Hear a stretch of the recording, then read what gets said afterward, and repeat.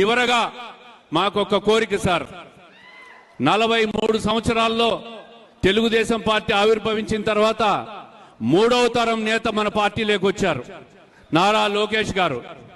మరి పార్టీకి భవిష్యత్తులో యువతకు ఒక భరోసా ఇవ్వాలన్నా, పార్టీకి భరోసా ఇవ్వాలన్నా నారా లోకేష్ గారిని డిప్యూటీ సీఎంగా ప్రమోట్ చేయాలని చెప్పి మేమందరం కూడా కోరుకుంటున్నాం సార్. దీనివల్ల పార్టీకి బ్రహ్మాండమైన భవిష్యత్తు ఉంటుంది.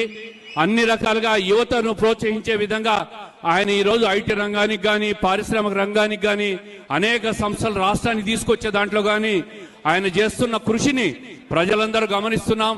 ఆయనను మరింత ఎలివేట్ చేసి పార్టీకి ఉజ్వల భవిష్యత్తు ఇచ్చే విధంగా తమరు చేస్తారని ఆశిస్తూ, తప్పుగా మాట్లాడింటే మన్నించవలసిందిగా కోరుకుంటూ తమరు ప్రసంగించవలసిందిగా కోరుకుంటున్నాం.